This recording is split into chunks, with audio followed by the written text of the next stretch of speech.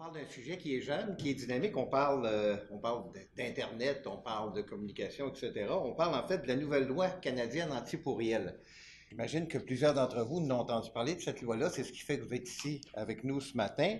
Et vous savez probablement aussi à quoi elle tente de remédier. Quand on parle de pourriel, on pense tout à des courriels de nature douteuse qu'on peut avoir reçus au cours des années et on est bien conscient que c'est un fléau.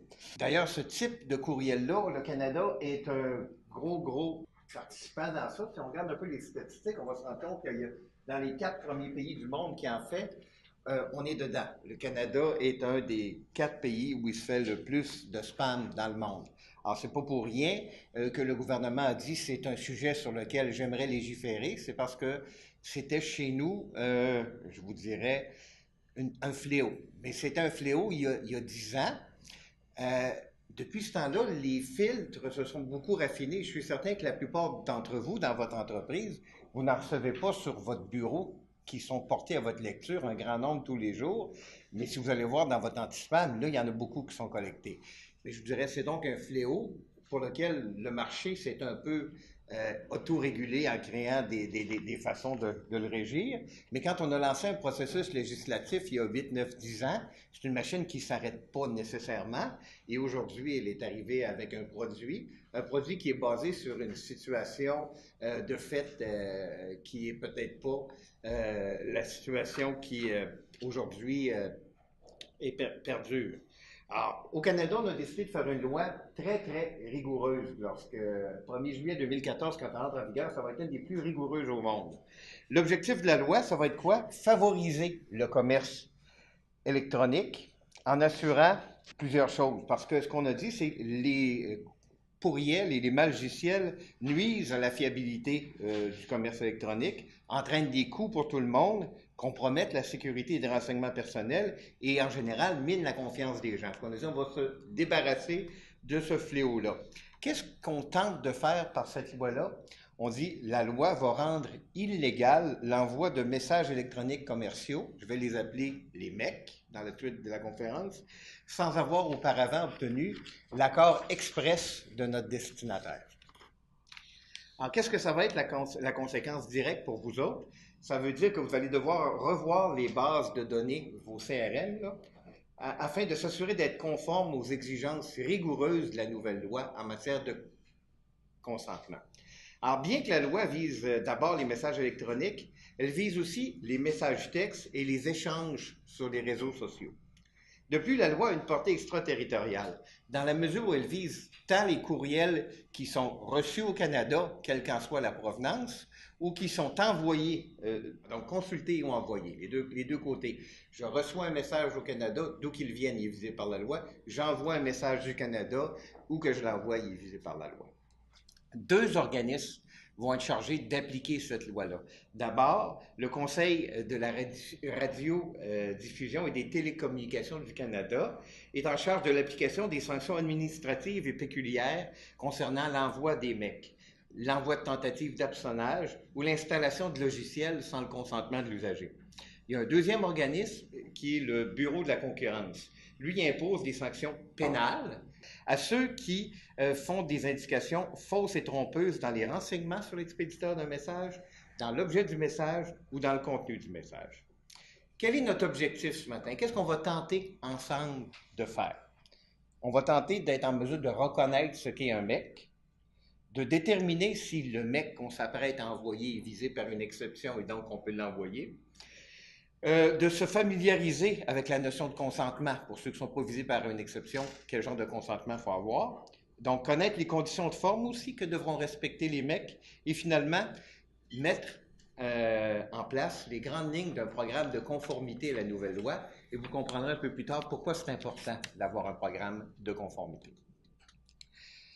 Alors, ce matin, quand vous assistez à la conférence, vous vous dites « Ouais, mais des pourriels, des mecs, etc. » J'en envoie pas, moi. Écoute, j'envoie pas des niaiseries, là, puis je dirais pas les mots que vous imaginez quand je dis ça. J'envoie plutôt des informations utiles à ma clientèle, puis je la sollicite pour des besoins, à des prospectifs, des besoins qu'ils ont vraiment. Alors, ce qu'il faut comprendre, c'est que le pourriel, au sens de la loi, c'est pas nécessairement le spam qu'on imagine. C'est plus large. Alors, ça se peut qu'on en envoie tous sans le savoir. Et il est fort possible que d'ici au 1er juillet, vous ayez des gestes à poser pour préserver l'intégrité de votre liste de diffusion. Il faut savoir aussi, quand on va vous parler des sanctions tantôt, qu'elles sont très, très élevées. On parle de sanctions qui peuvent aller jusqu'à 10 millions de dollars. Alors, c'est pas rien.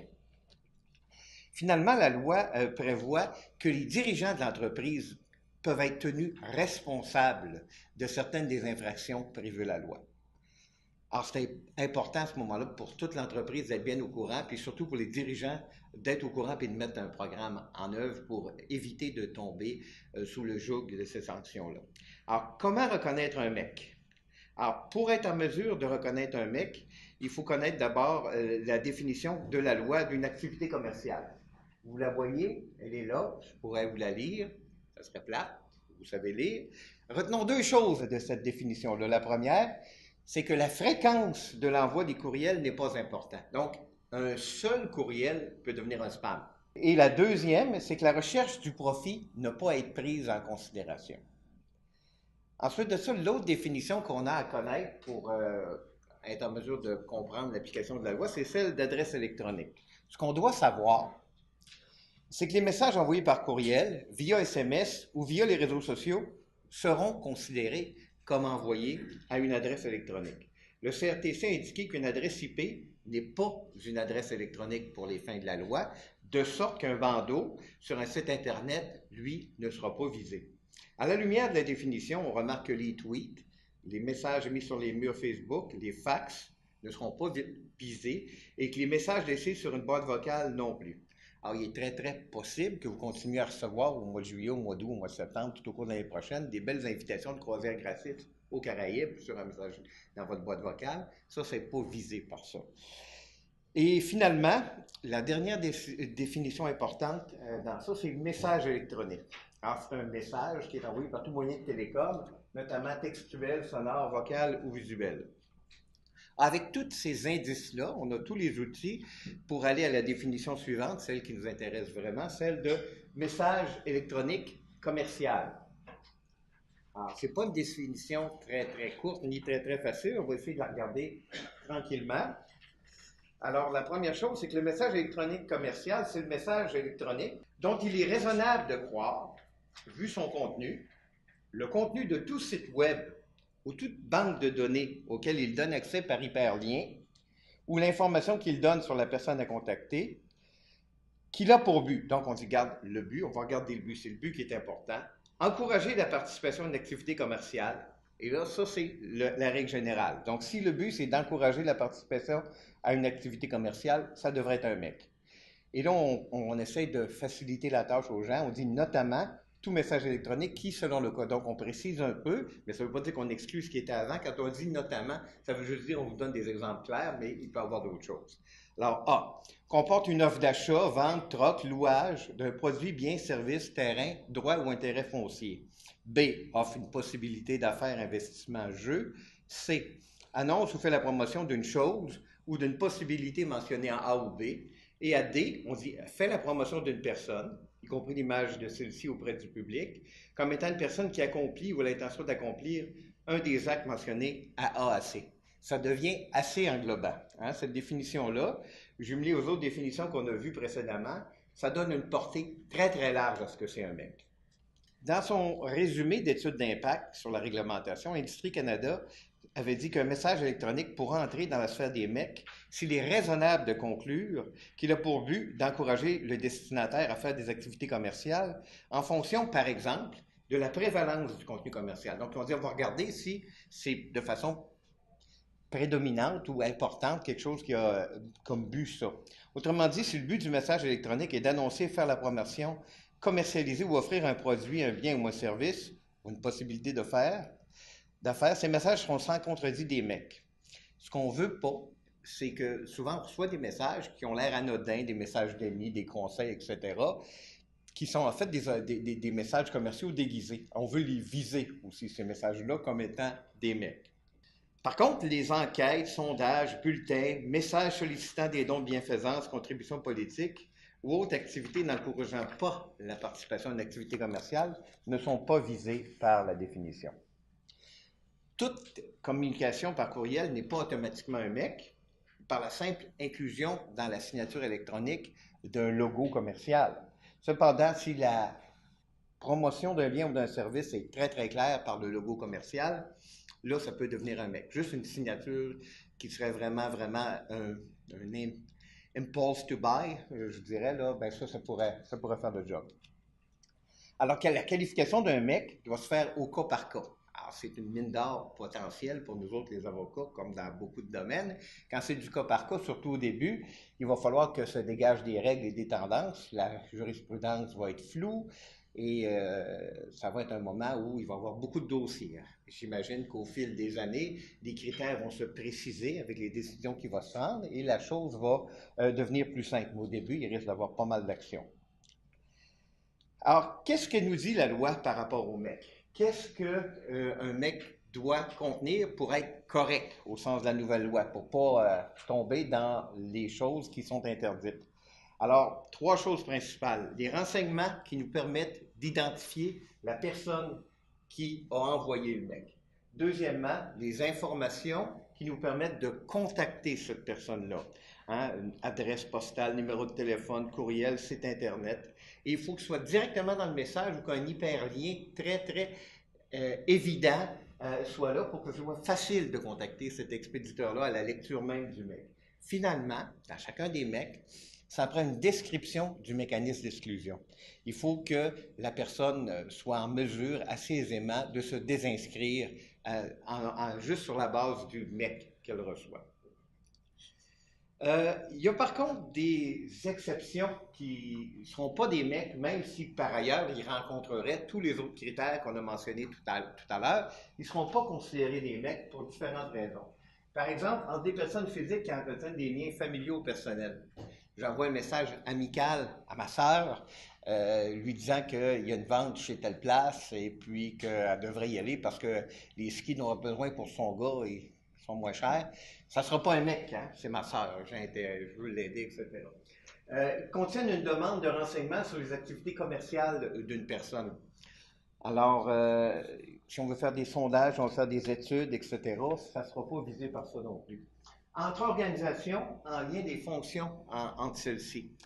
Par exemple, il y a des institutions avec lesquelles on a des liens, même si elles ne sont pas directement nos clients. Je pense à, par exemple, nous autres, comme bureau d'avocats, on a souvent des liens avec des firmes comptables qui ne sont pas nécessairement notre client, dont on n'est pas nécessairement le client, mais on se passe des leads pour certaines affaires, on se donne des conférences entre nous parce qu'on a une proximité, etc. Bien, s'écrire entre nous autres, s'inviter à quelque chose, même s'il y a un frais, vu qu'il y a un lien avec les organisations, ça ne serait pas vu comme un mec. Au sein d'une même organisation, c'est sûr, ça se comprend.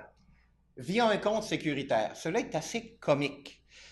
C'est vraiment le lobby des banques qui est parvenu à l'obtenir. Vous avez probablement tout un compte, soit avec Desjardins, soit avec d'autres, ou sur notre site où on fait notre personal banking, il y a une petite enveloppe qui allume, puis on a un petit message, puis souvent, ben, c'est des promotions. C'est exactement, carrément, ce qu'un mec serait dans tout point, mais c'est exempté parce qu'on a choisi d'avoir un compte sécuritaire avec l'institution, puis dire, choisissant ça, tu as comme accepté de recevoir mes offres. Et on a aussi l'exception de l'organisme de bienfaisance enregistré en lien avec ses activités de financement. Ça aussi, c'est du lobbying, mais on peut comprendre pourquoi c'est important. Et le dernier est encore plus comique, par un parti politique. On voit très bien qui écrit les lois. Hein? Alors, la loi, ce qu'elle interdit, ce qu'on sait, c'est pas la transmission d'un MEC, c'est la transmission d'un MEC sans consentement, sans que le destinataire ait expressément ou tacitement consenti à recevoir le MEC. On verra tantôt des cas de consentement express et de consentement tacite. Et on a vu que le MEC devait rencontrer des conditions de forme, on vient d'en parler, et on saura aussi que le destinataire doit pouvoir retirer son consentement à tout moment. Et ça, c'est la question du consentement qu'on va adopter ici au Canada est une différence importante avec la façon dont on le fait aux États-Unis. Aux États-Unis, un MEC est valable s'il y a une possibilité de s'en sortir, opt-out. On envoie un MEC et c'est marqué, si vous voulez nous désinscrire de la liste d'abonnement, cochez ici, parfait, on a rencontré les exigences. Au Canada, on a déterminé qu'on aurait un opt-in et un opt-out. On a gardé cette règle-là dans les règles, de pouvoir en sortir à tout moment, mais plus que ça, pour qu'il soit permis d'envoyer un mec à quelqu'un, il faut qu'il vous ait donné son consentement euh, à recevoir le mec. Et la plupart du temps, on verra les exceptions où le consentement tacite tantôt, là, mais la plupart du temps, c'est un consentement actif, un consentement volontaire avec un opt-in. Et on va regarder un peu comment ça s'obtient, ce consentement-là. Alors, le consentement, il doit être obtenu avant l'envoi du mec. Et je vous dirais, dans bien des cas, ce serait une bonne idée de les obtenir avant l'entrée en vigueur de la nouvelle loi. Et c'est pour ça qu'on reçoit autant de voulez-vous continuer à entendre parler de nous, etc., d'ici au 1er juillet. C'est parce qu'actuellement, une lettre circulaire par Internet comme ça qui dit voulez-vous entendre parler de nous encore, opt-in, c'est légal parce qu'actuellement, il n'y a pas de problème à envoyer ce type de document-là. Mais cette même lettre-là que vous recevriez, ce même courriel-là que vous recevriez le 2 juillet prochain va devenir illégal. Elle va devenir un mec qui n'a pas le consentement adéquat lorsqu'il est envoyé dans bien des cas. Comment on obtient un consentement? Je vous ai parlé tout à l'heure d'opt-in, mais on opt-in à quoi? D'abord, il faut savoir qu'on doit obtenir un consentement pour chacune des fins auxquelles on veut communiquer avec le client. Et ça ne peut pas se faire en bloc avec l'achat. Dans la nouvelle loi, il faut vraiment distinguer, oui, je reconnais que j'achète, surtout si on achète par Internet ou quoi que ce soit. Et ensuite, un autre cas, je reconnais que je suis intéressé à recevoir vos X ou vos Y. Donc, dire un peu de quoi on parle quand on dit ce qu'on veut obtenir. Alors, ensuite de ça, quand on parle de consentement, puis de cocher une case, il y a deux façons de le faire, puis les gens qui sont versés en électronique vont tout de suite savoir de quoi on parle. Il y a le simple opt-in et il y a le double opt-in. Alors, le simple opt-in, c'est effectivement de cocher la case et de devenir inscrit sur la liste. Le double opt-in, c'est de cocher la case avec son adresse électronique et d'être par la suite contacté par l'entreprise à laquelle on a dit oui. Et cette entreprise-là nous dit, vous venez de vous inscrire à notre liste, êtes-vous conscient de ça, c'est-tu bien vous, etc. Et de dire oui. Qu'est-ce qu'on veut éviter par ça? Un petit peu ce qu'on faisait quand on était jeune, là, livrer une pizza chez quelqu'un qui ne l'avait pas commandé. Hein? Madame Bélanger, au 1839 rue Drummond, avait 12 grosses pizzas. On a peut-être tous fait ce coup-là quand on était jeune. Les plus tannants d'entre nous, je vous vais dire non, mais c'est souvent ceux qui disent non qui sont les pires. Alors, de la même manière, en informatique, si on écrit une adresse, on peut faire un peu le coup à quelqu'un, mais si la personne reçoit ensuite une confirmation et confirme qu'elle le veut, à ce moment-là, on vient de s'assurer qu'il n'y a pas d'imbroglio au niveau de la validité du consentement. Le consentement, il peut s'obtenir aussi de façon orale. C'est un peu particulier de dire ça, mais on peut penser à bien des cas où c'est difficile de l'obtenir, que ce soit dans des commerces de détail ou dans des centres d'appel. Qu'est-ce qu'on fait à ce moment-là pour s'assurer que le consentement qu'on obtient dans le cadre d'un comportement comme celui-là rencontre les règles imposées par la loi? Bien, la bonne façon, c'est d'avoir un script écrit duquel on s'assure que nos gens, nos représentants ne dérogent pas. Dans ce script-là, qu'est-ce qu'on doit dire? La même chose un petit peu que dans notre formulaire de consentement. Donc, on doit, dans un premier temps, identifier l'objet du consentement, avoir un renvoi vers une section précise de notre site Internet ou d'un document qu'on leur a remis, où l'information nominale et les coordonnées de l'entreprise sont mentionnées, les informer de la possibilité d'opt-out, de sortir, d'enlever leur consentement et que ça soit écrit facilement accessible pour eux aussi. Et le CRTC a dit comment moi je vais faire pour vérifier que vous avez véritablement obtenu un consentement quand c'est verbal. Eh bien, il y a deux choses qui ont été pensées jusqu'à maintenant. La première, c'est un consentement qui peut être vérifié par une tierce partie indépendante, donc faire des spot checks. La deuxième, et surtout dans des centres d'appel, c'est de garder une copie de la conversation enregistrée dans les mémoires du système. Parce que la loi nous dit que c'est à la personne qui allègue avoir obtenu le consentement d'en faire la preuve. Et afin de faire la preuve, l'information doit être vérifiable. À cet effet, on suggère donc de ne pas se contenter de documenter si oui ou non on a obtenu le consentement, mais il faut documenter tout le processus. Donc, s'il est possible, date et heure du consentement, texte qui précisait l'objet du consentement, manière dont le consentement a été obtenu, est-ce que c'est un single opt-in ou un double opt-in dont j'ai discuté tout à l'heure, une copie du courriel de double opt-in ou de confirmation s'il y a lieu, et la capture d'écran du formulaire de consentement. Alors, ça nécessite peut-être de revoir certains des CRM ou des modes de communication électronique qu'on a. J'ai des gens ici d'informatique. J'ai vu qu'il y avait une ou deux personnes dans ça. J'imagine qu'il y a des programmes que vous connaissez qui permettent de faire ça maintenant. Et ça va être important pour le démontrer, pour s'assurer du consentement express de notre usager et pour être en mesure de montrer qu'il savait ce à quoi il consentait. J'ai parlé tout à l'heure de consentement tacite. Quand est-ce que ça survient, ça, un consentement tacite? Quand est-ce qu'on peut dire là, que malgré l'absence d'un consentement écrit, aussi complet que celui dont je viens de parler, on a quand même le consentement de la personne? Et la loi nous dit qu'il y a des situations où il est possible d'inférer le consentement tacite. Il y a une relation d'affaires en cours. Je viens d'acheter un bien ou un service. Je viens d'accepter une possibilité d'affaires ou d'investissement. J'ai fait du troc de biens ou de services avec quelqu'un. J'ai un contrat écrit qui est en vigueur pour un sujet qui ne serait pas adressé de 1 à 3 auparavant. Et je réponds à une demande de renseignement ou autre pour toute chose qui est visée à 1 ou à 3. À ce moment-là, j'ai comme un consentement. Je suis comme en train de faire affaire avec quelqu'un. Il y a aussi des relations privées qu'on va vouloir protéger. J'ai offert un don ou un cadeau à la personne qui va m'envoyer un mec. C'est un organisme de charité pour lequel j'ai donné des jouets ou donné des montants. J'ai fait du travail bénévole auprès de cet organisme-là.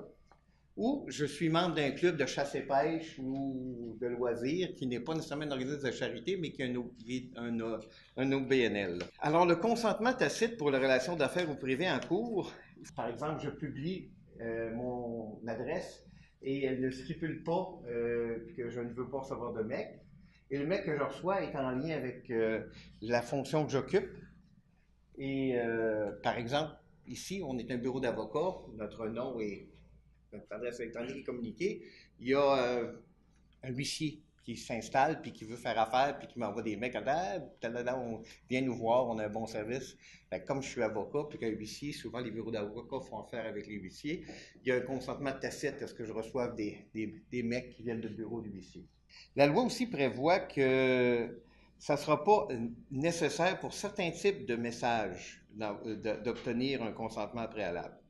En fait, c'est que c'est pas vraiment des mecs, mais c'est des choses pour lesquelles il n'est pas nécessaire d'obtenir un consentement. Par exemple, une réponse à une demande de soumission. La personne est venue vous voir, donc c'est un peu implicite qu'elle s'attend à ce que vous entriez en communication avec elle, y compris par des mecs. Si ça facilite, complète ou confirme une opération commerciale, par exemple, on envoie des informations sur le produit, donne des renseignements à l'égard de garantie, rappel de sécurité relativement aux biens ou services achetés ou utilisés. On donne de l'information factuelle. Relatif au statut d'employé, au régime de prestations auquel l'employé participe. Quand on le regardait la première fois, on s'est posé des questions. On a dit au sein de la même organisation, ça ne devrait pas être un mec. La réponse à ça, c'est que souvent, le régime de pension est administré par un tiers. Donc, si ce tiers-là communique, ben, ça devrait être là que c'est visé. Et livre des biens ou services. Qu'est-ce qu'on veut dire par un message qui livrerait des biens et services? On a souvent des courriels qui sont la façon de nous délivrer un logiciel qu'on a acheté, par exemple. Alors, c'est des choses comme ça qui sont exemptées. On vient de parler de consentement, puis on a parlé aussi du retrait de consentement. Alors, le retrait de consentement, c'est important de le garder en mémoire parce qu'à partir du moment où la personne retire son consentement, ça crée des obligations. Quelles sont les règles qui gouvernent la façon dont le retrait de consentement va être géré? La première chose, c'est que le retrait de consentement doit pouvoir être fait à tout moment par le destinataire des mecs. Ensuite de ça, la façon dont la personne retire son consentement doit être aussi simple que la façon dont elle a choisi de recevoir vos mecs. Donc, ça doit être quelque chose de facile et rapide à faire. Si c'est difficile ou impossible d'arrêter de les recevoir, il y a contravention. Ensuite de ça, il y a un délai maximal de 10 jours ouvrables pour procéder au retrait. C'est sûr que le lendemain matin, qu'on vient de dire « j'en veux plus » qu'on en reçoit un autre, c'est pas dramatique, mais si un mois plus tard, on en reçoit encore, eh bien, on a été ignoré. Des retraits de consentement, ça devrait ressembler à peu près à ça. Il faut que ça soit là, très facile. Ça complète pas mal la partie dont je devais m'occuper. Et Pierre-Marc, qui a préparé cette conférence-là, et grâce à la curiosité duquel on est allé au fond des choses dans ça, va venir vous faire montre de son savoir et de sa maîtrise de ce sujet-là.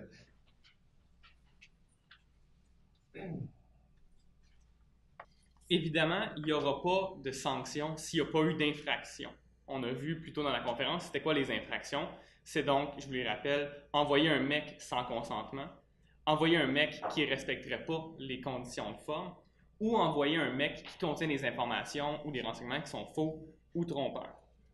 Donc, vous avez commis une infraction, il y a toujours un moyen de défense, de diligence raisonnable. C'est-à-dire que vous devez être en mesure de faire la démonstration que vous avez pris toutes les précautions raisonnables pour éviter que l'infraction se produise. Et c'est pour ça qu'on va parler tantôt de la politique de conformité puis de l'importance de mettre en place un processus qui documente les consentements puis qui documente la gestion et l'envoi des mecs. Donc, il y a deux types de sanctions levées en introduction. Il y a les sanctions administratives et pénales qui vont être imposées par le CRTC. C'est pour l'envoi de mecs sans consentement ou l'envoi de mecs qui a des vices de forme. Il y a des sanctions qui vont jusqu'à 1 million de dollars par infraction si l'expéditeur du mec, c'est une personne physique. Dans le cas où c'est une personne morale, et je pense que c'est ce qui nous concerne tous aujourd'hui, c'est jusqu'à 10 millions de dollars par infraction. Donc, chaque envoi de mec, donc chaque mec envoyé, revient à maximum 10 millions de dollars. Il y a évidemment plusieurs facteurs qui vont être pris en considération dans la détermination du montant. C'est pas automatiquement 10 millions à chaque fois. On va tenir compte des antécédents, de la capacité de l'expéditeur à payer, du profit réalisé par l'envoi de mec. Est-ce qu'il y a eu compensation? Est-ce que l'expéditeur a compensé le destinataire de quelconque façon? Et tout ça entre dans une formule. Il n'y a pas de formule mathématique, c'est du cas par cas pour arriver à une pondération d'un montant maximal. Il n'y a pas de recette miracle. Ça reste encore à voir là, comment ça va être appliqué par le CRTC. Ensuite, il y a les sanctions pénales qui peuvent être imposées par le Bureau de la concurrence si le message contient des renseignements faux et trompeurs. Donc, vous pensez ici à l'hameçonnage. Vous recevez un faux email de Desjardins qui vous demande de vous loguer dans votre compte. Ça peut entraîner non seulement des sanctions administratives, mais ça peut aussi entraîner des sanctions pénales. On l'a vu en introduction, il y a la responsabilité des administrateurs puis des dirigeants d'une personne morale pour l'envoi de mec qui serait fait par une personne morale. Pour que l'administrateur soit tenu personnellement responsable, il doit avoir ordonné, autorisé, consenti ou participé à l'envoi d'un mec. C'est peut-être moins le cas dans une grosse entreprise où il y a une distance entre les membres du conseil d'administration puis les gens qui font les opérations, mais dans les plus petites entreprises où les administrateurs participent aussi activement aux activités de l'entreprise, ça peut venir s'appliquer. Les administrateurs vont être considérés comme un co-auteur de la violation et vont être tenus responsables au même titre que la personne morale, même si elle n'était pas poursuivie. Donc, ce qu'on cherche à éviter ici, c'est de mettre sur pied des coquilles vides pour envoyer du spam, et comme ça, on va aller chercher les administrateurs qui sont derrière la personne morale. On espère qu'en marge de cette loi-là, les assureurs vont bonifier leur assurance responsabilité pour couvrir cette infraction-là et monter leur couverture jusqu'à au moins 10 millions. Il y a aussi une responsabilité de l'employeur pour les courriels envoyés par ses employés. Donc, on peut imaginer une boîte de 10, 15, 20 employés. C'est impossible pour le management de s'assurer de lire tous les courriels pour s'assurer que ce n'est pas du spam et que les consentements ont été obtenus.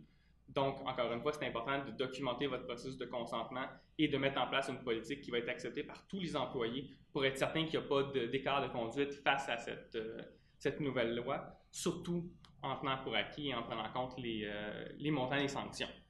Pour le moment, la loi entre en vigueur le 1er juillet 2014 pour certaines sections et le 1er janvier 2017, une autre section va entrer en vigueur, celle du droit d'action privée. C'est-à-dire qu'à partir du 1er janvier 2017, vous allez pouvoir personnellement poursuivre l'individu qui vous a envoyé du spam.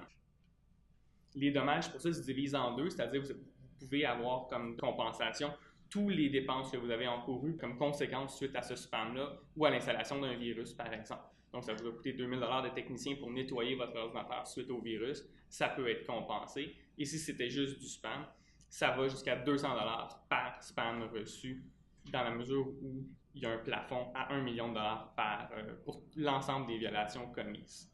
Donc maintenant, ce que je vous propose, c'est d'intégrer toute la théorie qu'on a vue ce matin dans certains cas pratiques.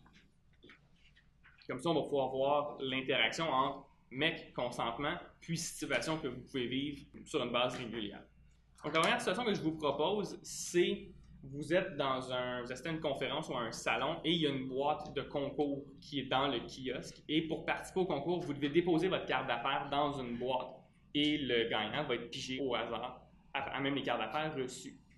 La question que je vous pose, c'est est-ce que la personne qui fait le concours va pouvoir envoyer des mecs à chaque carte d'affaires qu'elle a dans sa boîte? La réponse, c'est oui et c'est non. Oui, dans la mesure où, par chance, il y aurait une possibilité d'utiliser le consentement tacite parce que les courriels seraient envoyés à une organisation en lien avec ses fonctions. Donc, vous êtes chanceux, il y a un lien d'affaires entre vous et une des cartes d'affaires dans la boîte. Mais s'il n'y avait pas de lien ou s'il n'y avait pas de moyen d'associer les deux entreprises, à ce moment-là, il n'y a pas de consentement à envoyer des mecs. Ce qu'on vous suggère de faire, si vous voulez participer ou faire ce genre de concours-là, puis pouvoir écrire aux cartes d'affaires que vous recevez, c'est de mettre une pancarte devant votre boîte qui dit qu'en déposant la carte d'affaires dans la boîte, la personne consent à recevoir des mecs. Comme le but est de documenter le processus, on vous suggère aussi de prendre une photo de votre installation, boîte et pancarte pour pouvoir prouver que vous aviez un consentement qui était valable. Évidemment, si à l'envers, vous voulez participer à un concours, mais que vous ne voulez pas recevoir de mecs, vous pouvez écrire sur votre carte d'affaires que vous ne consentez pas à recevoir de mecs. Deuxième cas pratique est aussi dans le cas d'une conférence, vous avez à votre kiosque un lead intéressant. Donc, vous avez une bonne discussion qui pourrait devenir un prospect. Est-ce que vous pouvez lui envoyer un mec? Et là, c'est encore une fois plus probable que oui, puisqu'il y a eu des échanges, des discussions faites entre vous et le courriel que vous allez envoyer peut répondre à une demande que vous avez reçue lors de votre échange. Donc, vous auriez un consentement tacite pour continuer à communiquer avec votre prospect. Maintenant, vous avez une boutique en ligne sur votre site Internet. Est-ce que vous pouvez communiquer avec les gens qui font des achats si, par exemple, il n'y avait pas de case à cocher, que la personne consent à recevoir des mecs? Et ici, ce qu'on veut vous montrer, c'est l'exception de relation d'affaires. Donc, pendant 2 ans, suite à cette transaction-là, vous allez pouvoir communiquer avec votre client, à moins qu'il ait retiré son consentement dans la période de 2 ans. Si votre client fait affaire avec vous avant l'entrée en vigueur, ce ne sera pas 2 ans la durée, ça va être 3 ans la durée du consentement tacite. Si vous voulez ne pas avoir à utiliser le consentement tacite, ce qu'on vous suggère, c'est dans votre formulaire de vente où vous allez avoir une case à cocher supplémentaire à l'effet que la personne consent à recevoir d'autres offres supplémentaires. Vous allez avoir un consentement express qui, lui, va être valide tout le temps. Ensuite, et ça on l'a vu, c'est des situations qui arrivent encore souvent, vous avez acheté une liste de distribution. Donc, à travers les années, vous vous êtes bâti une liste de 150 000 noms à gauche, à droite. Vous ne vous souvenez plus exactement qui vous avez peut-être acheté une tranche de 50 000 noms à un collègue ou à une société avec laquelle vous avez des liens. Est-ce que vous allez pouvoir écrire aux gens sur la liste que vous venez d'acheter? Ici, je vous rappelle, l'objectif de la loi, c'est d'avoir des consentements express. Donc, c'est peut-être pas certain que les gens qui figurent sur la liste que vous venez d'acheter ont consenti à être sur cette liste-là. Peut-être que la liste a été faite par des crawlers, donc on cherche des adresses sur Internet, on essaie de monter une liste, on ne se souvient plus de la provenance. Donc, c'est faire attention aux listes que vous achetez pour vous assurer que vous avez vraiment tous les consentements que les gens sur la liste ont effectivement consenti. Ensuite, vous faites partie d'un réseau et vous souhaitez échanger des consentements ou des adresses entre vous. J'ai un exemple ici où il y aura une agence de voyage qui a des liens avec un hôtel, avec une compagnie qui loue des véhicules. Est-ce que l'agent de voyage pourrait communiquer l'adresse courriel d'un de ses clients aux membres de son réseau? Et il y a une exception qui permet effectivement de solliciter des consentements pour des tiers, même si on ne divulgue pas qui est le tiers. Sauf que ça met un fardeau excessivement pesant sur tous les membres du réseau. C'est-à-dire que si le client de l'agence de voyage désire se désinscrire de la liste de l'hôtel, l'hôtel doit retourner à l'agent de voyage, qui lui doit retourner à tous les membres de son réseau pour dire « j'ai eu un retrait de consentement, vous devez vous aussi retirer le consentement ».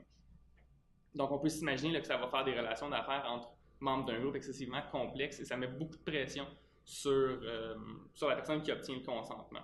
Maintenant, on a vu quelques cas pratiques, on a vu la théorie. Qu'est-ce qu'on vous suggère de faire pour vous conformer à la loi, surtout en tenant compte des sanctions importantes auxquelles vous faites face?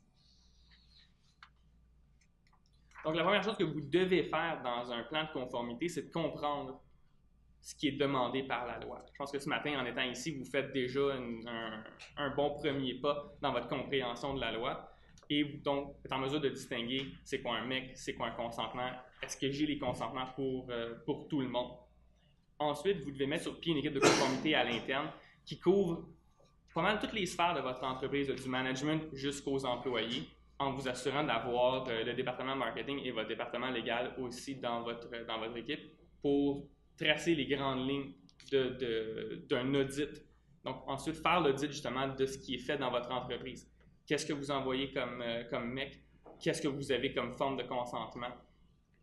À qui vous envoyez des courriels? Comment votre liste elle est bâtie? Donc, tout ça pour essayer d'avoir un portrait global de votre entreprise face à votre envoi de spam. Ensuite, basé sur votre audit, vous allez pouvoir déterminer de qui vous avez les consentements, de qui vous ne les avez pas, et c'est d'aller solliciter, avant le 1er juillet, les consentements. Donc, on en reçoit en ce moment. Continuez à faire affaire avec nous, consentez, cliquez ici. Un message simple, rapide, qui va permettre aux gens de continuer à être sur votre liste et pour lesquels vous allez avoir obtenu un consentement express qui va être valide tout le temps. N'oubliez pas que cette recherche de consentement-là ne peut plus être faite après le 1er juillet. Ça va être considéré comme un spam si vous le faites. Ensuite, vous devez étudier, faire un audit et mettre en place une architecture de données qui permet de prouver les consentements. Donc, ce qu'on vous suggère de faire, c'est d'avoir sur votre site Internet un centre de préférence où les gens peuvent venir choisir quel genre de message ils veulent recevoir. Donc, dans votre audit, vous avez déterminé, on envoie des messages pour des nouveaux produits, on envoie des messages pour des nouveaux services, on envoie des produits. Donc, tous le genre de messages que vous envoyez, vous les groupez en différentes catégories et un usager doit pouvoir choisir à quel type de message il souhaite recevoir. Vous devez aussi, avec votre nouvelle architecture de données, être en mesure de facilement déplacer des gens d'une case à l'autre. Donc, est-ce que vous avez un consentement? Est-ce que vous n'avez pas de consentement? Ça doit être facile pour vous de déplacer vos usagers pour vous assurer que vous n'envoyez pas de courriel non sollicité à des gens pour lesquels vous n'avez pas de consentement ou qui ont manifesté qu'ils ne voulaient plus en recevoir. Ensuite, vous devez mettre en place une politique de conformité à la loi. Et cette politique-là doit être revue périodiquement, plus souvent au début, au fur et à mesure que la jurisprudence va s'établir. Et graduellement, là, avec les années, ça va se stabiliser. La politique ne sera plus besoin d'être revue aussi souvent. Cette politique-là doit mettre en place qui peut envoyer des MEC, qui peut valider le contenu des courriels que vous envoyez, qu'est-ce qui peut être envoyé, à qui vous pouvez les envoyer, comment vous pouvez les envoyer. Et cette politique-là doit être approuvée par tous les membres de l'entreprise et les gens doivent y adhérer rigoureusement. Donc, formation, audit, on recommence, on s'assure que tout le monde est vraiment conforme à la politique. Donc, je vous résume rapidement ce qu'on a vu ce matin ou les changements qui vont résulter de l'entrée en vigueur de la loi.